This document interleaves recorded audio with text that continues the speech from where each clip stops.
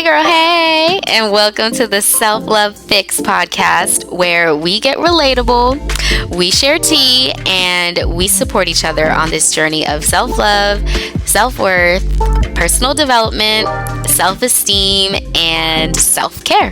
Because why wait until it's too late to start becoming the best version of ourselves? Let's start today. And I'm your host, Beatrice. So let's get into it. Hey everyone, and welcome back to the Self-Love Fix podcast. So last week I took a mini mental health break just to take some time to get back into the work-life balance. You know how that goes. If you do too much of one thing, you end up getting stressed, and then you might experience burnout. And I was like, look, I don't want to get the burnout. I got to reevaluate my whole life. So I just took a mini break, but I'm back. I hope your past week or week and a half or 2 weeks was great. And I hope this week's even better, if that's possible. So this episode is going to be the first of a 3-part series on self-care. I think a lot of times when we think of self-care, we think of treating and tending to our exterior selves, treating ourselves to bubble baths, lush face masks if you're like me, turning on your diffusers and getting mani-pedis. And that's not bad at all. In fact, I encourage all of these things because we all deserve to treat ourselves. But I think as much as we treat and tend to our exterior selves, we should probably try and do the same for our inner selves. And one of the ways that we can take care of our inner selves is to practice self-forgiveness, which is the theme of this episode. And I don't know about you, but I have spent a lot of time in my life being hard on myself, going back and forth between the past and the present, trying to rewrite and redo the things I've already done in my head, saying things like, why would you do that? You could have easily avoided that. Wow, are you stupid? And sometimes I used to even slip into a depression where I was so embarrassed by something I had done that all I wanted to do was hide away from everyone, sleep all day, and sit with my feelings of regret. And as I think about this, I feel like at times it's easy to think that you're gentle with yourself, but let's be real. When it comes to times where we slip up or times we perceive we have slipped up, we can be so hard on ourselves. Think about it. What kind of language do you use towards yourself when you accidentally, drink too much when you go out, or you end up calling your ex, or when you overspend your budget and set yourself back on your financial goals?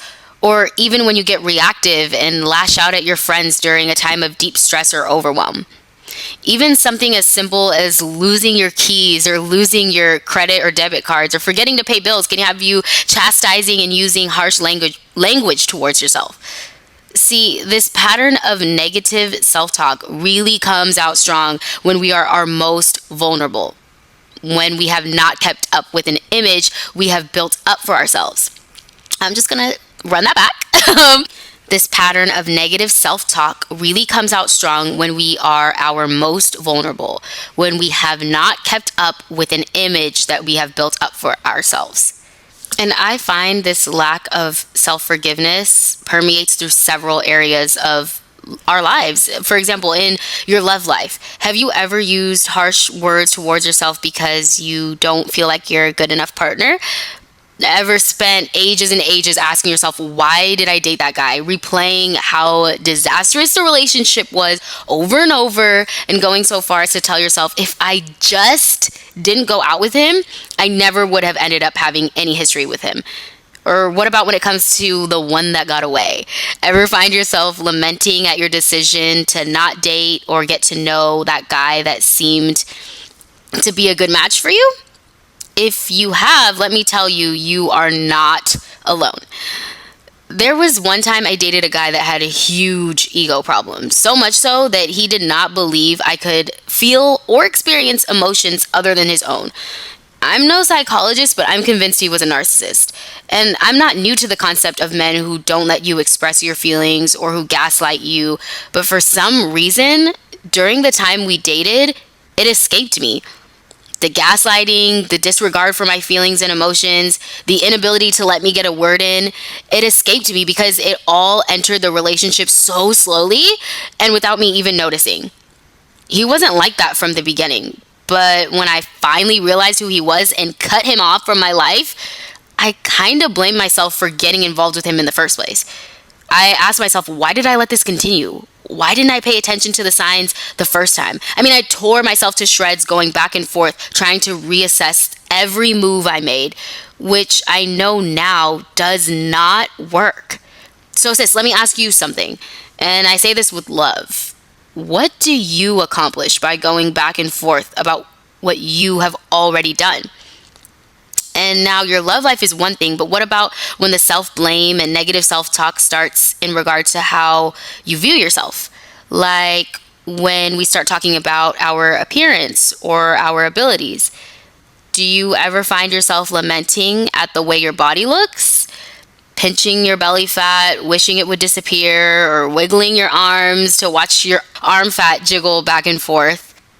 And even pushing yourself to the point of becoming obsessive with your diet and exercise regimen and tearing yourself apart when you don't reach the results you envision for yourself based on pictures and YouTube videos of other people's bodies, or even just people's bodies you see in day-to-day life. Ever put yourself down because you just don't feel as put together or as organized or as adulty as you perceive everyone else to be? Or put yourself down because you haven't gotten as far in your business idea or side hustle idea as others have? My first piece of advice, stop. If no one has told you, I'm telling you now to be gentle with yourself. At any given moment, you are literally doing the best you can with what you know, and that's always enough. Remember that.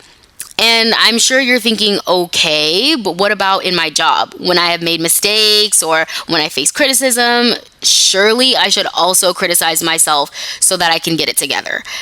And so you use that negative self-talk I mentioned earlier where you say things like, wow, you could have avoided that. Wow, what in the hell were you thinking? Or even doubting your own talents and abilities. Like, do you ever get to that point where the imposter syndrome creeps in and you start asking yourself, what if I actually am not qualified for this position? Or what if this whole time I've managed to fool people into thinking I know what I'm doing, but in reality I'm actually really terrible at this job? Ever have those self-deprecating thoughts? I know I have. There was a time where I wasn't meeting expectations and goals in my job. And when I was told about it, I ended up spinning down this rabbit hole of overanalyzing how I performed, wondering if I even qualified for the position in the first place, and even doubting my own skills and work ethic. And that's no way to live. As in, how do we live a life of self-care if we are internally doubting and undermining ourselves? Are we really taking care of ourselves when inside we just have this turmoil of self-blame and self-deprecating behavior? I don't think so. So what is the solution to stopping this cycle of self-blame and starting a new habit of self-forgiveness? I think if I can illustrate this, it'll better help you understand. So when your 2-year-old cousin slaps someone in the face because they didn't give them their toy back, what do? Do you speak negatively to your 2-year-old cousin, ask her what the hell she was thinking and chew her out? Probably not. I hope not. You likely tell her, hey, we don't slap our friends when they don't give us our toys back. We ask nicely, can I please have my toy back? And then you practice with her until she understands it, right? Treat yourself like you would treat your 2-year-old cousin in every situation where you slipped up or you feel like you slipped up. Want to know why? Because you need to speak to yourself gently about any mistakes you have made. Because chances are at the time you did not know better. And if you had known better, you would have done better. Much like your 2-year-old cousin. All she knows is she wants a toy, so she's going to do whatever comes to mind that she thinks will be most effective in getting that toy back. Doesn't that kind of sound like what you may have done at the time when you accidentally snapped on your friends when you were overwhelmed, or when you called your ex when you were drunk? During each of those times, you did what you thought was best or what made the most sense at that time. But now, in this present moment, when you have clarity, you realize, hey, that actually does not make sense, which launches you into a place of self-blame and negative self-talk. But what if I told you that was unproductive because you've already made whatever decision you have made in the past and you are now in the present? In the present, none of what you have done in the past has to interfere with your daily living unless you let it. Talk to yourself like you would your 2-year-old cousin whenever you think back to the mistakes you have. Talk to yourself with love. Talk to yourself with compassion. After all, if you don't do it first, then who will? Create that safe space in your mind that provides love and unconditional self-forgiveness. Because I will tell you, when you use negative self-talk on a consistent basis, you're not exercising unconditional self-love. And if we want to be about self-care, like radical transformational self-care, we have to treat ourselves with unconditional forgiveness, much like we would children. You owe it to yourself to foster a place of love, patience, and forgiveness within your mind. You absolutely do. So if in the present you realize the mistake you made and you realize how it could have gone differently, be thankful that you now have clarity on that situation. Be thankful that you now know how to go about that situation should it ever pop up again. But also realize you didn't have that same clarity that you have now back then. So give yourself the grace and forgive yourself.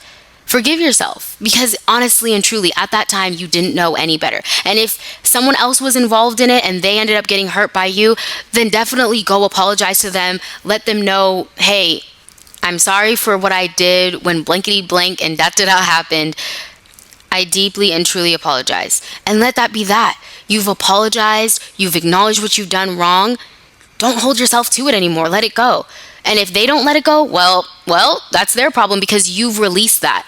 You've apologized, and hopefully you've done it from a place of sincerity. And that's really all you can do. Now, if you'd like to know the step-by-step process in going from a place of self-blame and self-deprecation to a place of radical self-forgiveness, be on the lookout for my ebook on the 3 steps to radical self-forgiveness, which will be available soon. I'll talk more about it later, but just keep that in mind. And as always, please rate and review if you've enjoyed this podcast. I would so appreciate it. I hope you all have a wonderful rest of your week. And as always, I'll catch you next time.